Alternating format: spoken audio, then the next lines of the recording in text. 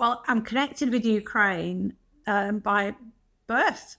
My father was born in Ukraine and came to England, in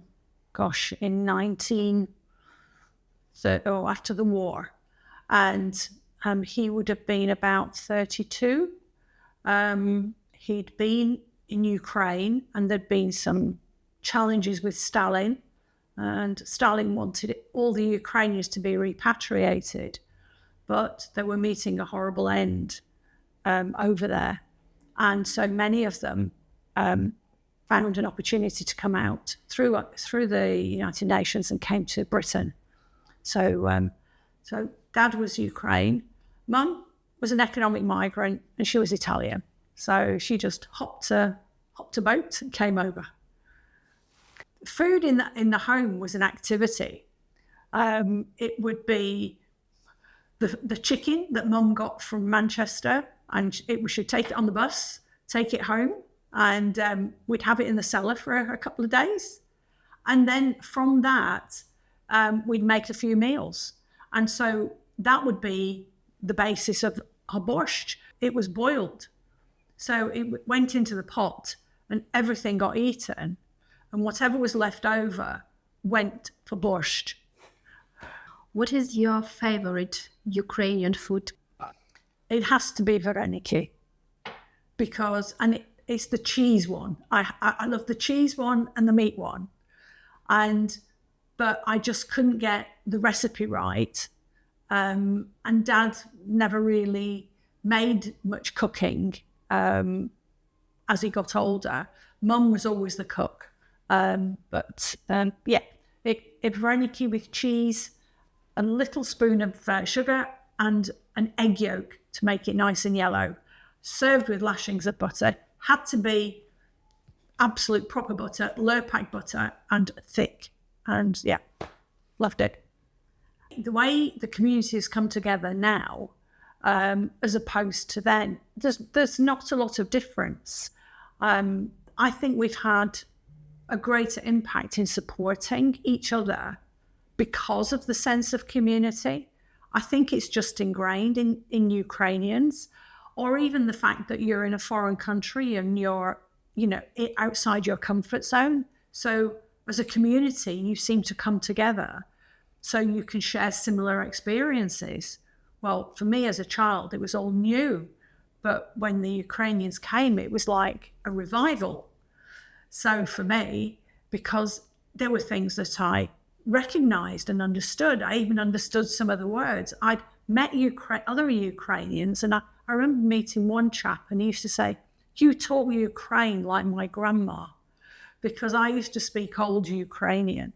And but when you get to the heart of the people who in central Ukraine, then you get the language.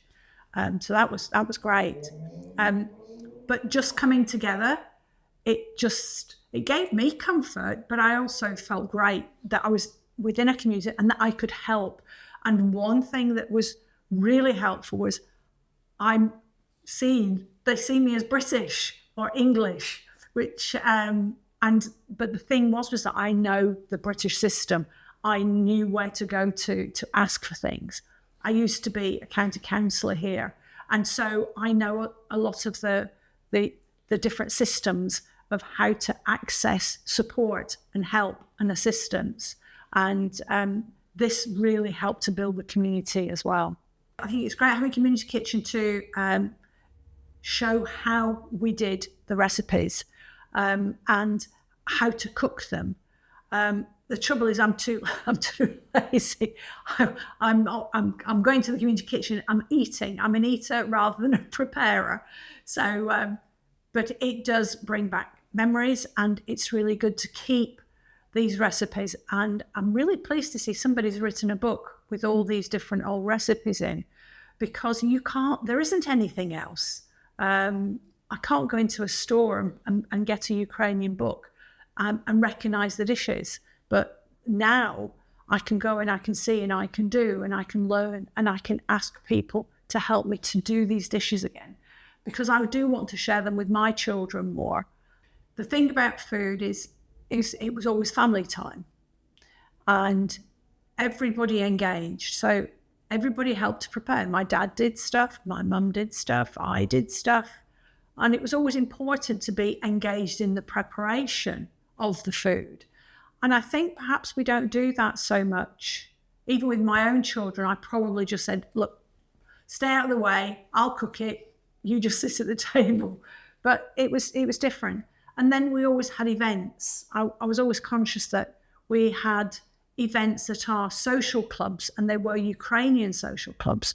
And we'd have a dance, but there would always be food. And there would always be, Dad used to love his belly pork.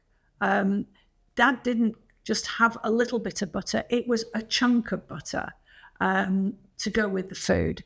He would have special concoctions that he would make from chilies that were not to eat, but rubs. He used to know about herbs and foods and different trees and things and how to produce remedies as well as to enhance flavours.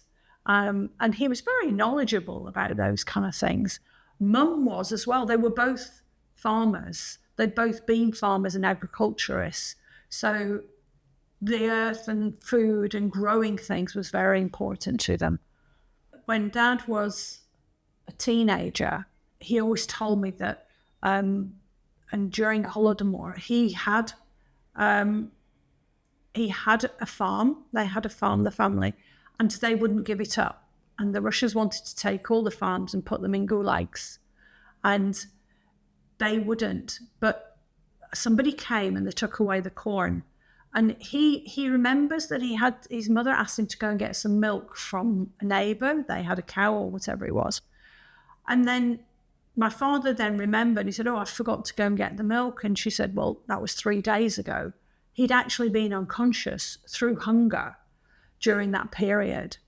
And in the same ways that the Jews wrote statements of their experience in the camps, in the German camps, my father wrote an affidavit that is recorded. I think it's in the Canadian Library, but certainly in London as well.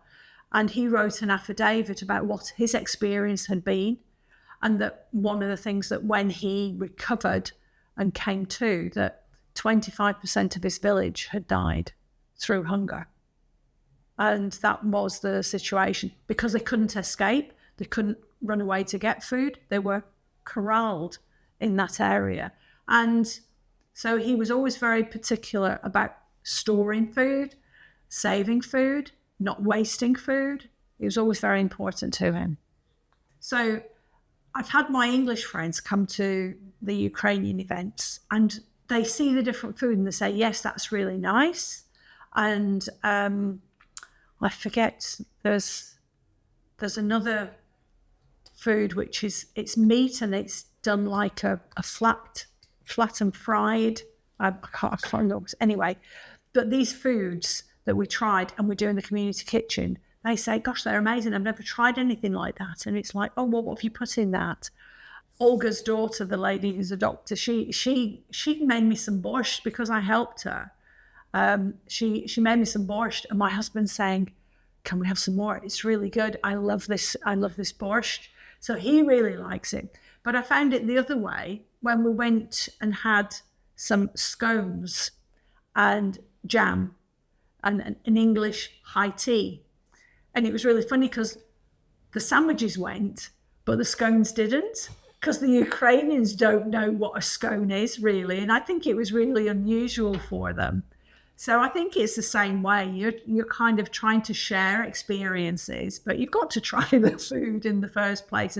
But yes, my friends were up for it and they really enjoyed the experience. It's always nice to understand another culture, and there's nothing better than experiencing that and on your doorstep, so you don't have to travel. And it's really nice how it's explained, and also bringing the apples together into the borscht, because apples is very much Herefordshire as well. And it was really nice to taste the different ones, and the bread and the different accompaniments that go, because normally I don't know whether it's because it was just simpler back in my day, that Dad would just do borscht, and it would be Ukrainian bread. So we did have a shop where we could get Ukrainian bread. So that's the only thing that we had. But at that event, there was a lot more, and I thought, well, I never saw that, or the smetana. We didn't used to have smetana or anything.